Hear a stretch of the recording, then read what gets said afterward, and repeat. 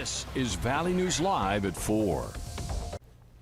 Good afternoon, I'm Justin Meddy. The Stars and Stripes were being proudly displayed at Lindenwood Park in South Fargo today. And you'll notice they are blowing in the breeze a bit as we head into the 4th of July weekend, but luckily not a lot of drama in the weather department. First Alert Storm Team meteorologist Nathan Hopper joins us now with your first look at the forecast. Nathan. Yeah, thanks, Justin. There's the Stars and Stripes right there from our Dakota Magic Casino Skycam. You can see just a bit of a wave in them as you're seeing a bit of a breeze, but by and large things really quiet for us.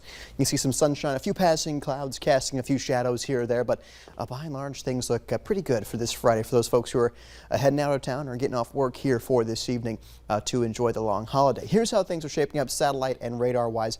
We're pretty quiet. A few passing clouds. I'm tracking one little blip of green on the radar at this hour.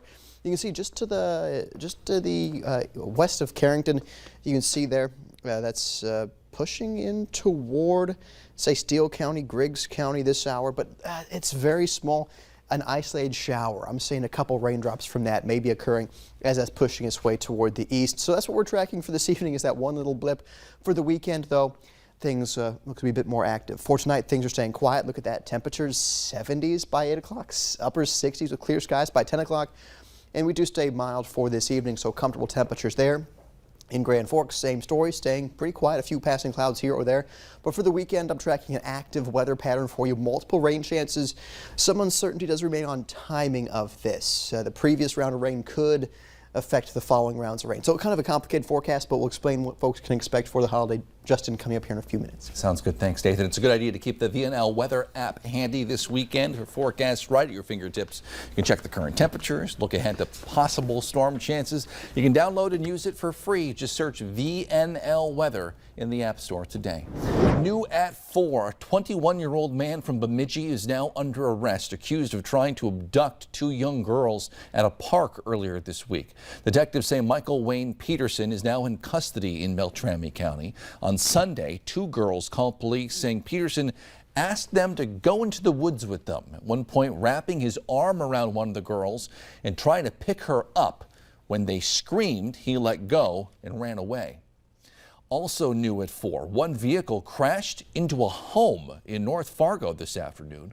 Our Valley News Live crew on scene says it appears it was a 2-vehicle crash near 12th Avenue and 2nd Street North. Multiple police vehicles and a tow truck responded. Neighbors tell us one of the vehicles was stolen. It was speeding through the neighborhood. We're expecting to learn more from police later today. A man is in jail after Fargo police say he almost caused several crashes in South Fargo last night. They say he admitted to being on, quote, lots and lots of meth at the time. Police say an officer was stopping at a red light, the intersection of 45th Street and 17th Avenue South in Fargo around 6:15 last night when Nicholas LeBrasser sped up behind a squad car, slammed on the brakes, just missed crashing into it.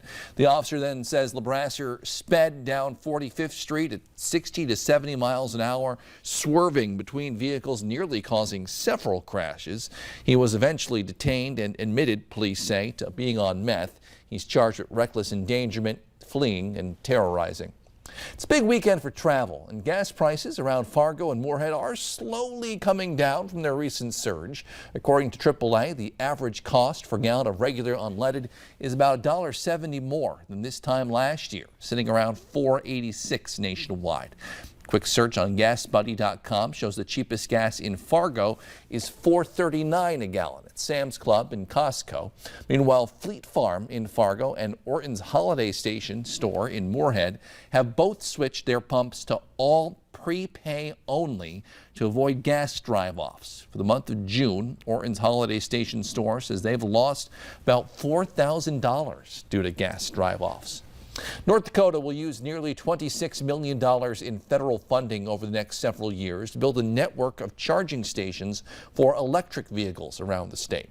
Department of Transportation officials say the first phase of this plan is to build chargers no more than 50 miles apart and less than 1 mile off the exits along I-94 and 29.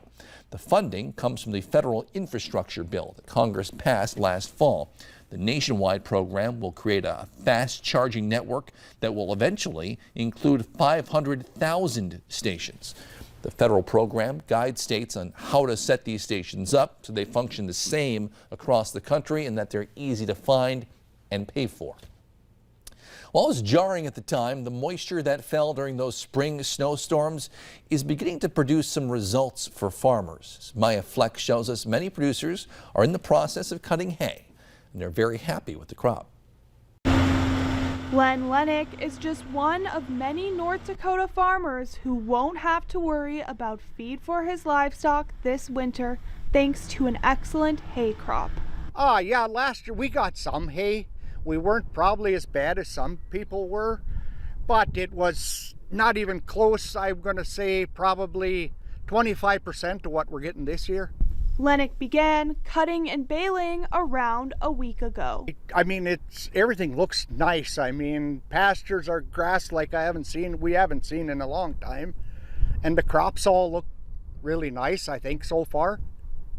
Jason Bang in Stark County is seeing similar field conditions. For the ranchers, having green pastures again, last year it was, people were, worried about,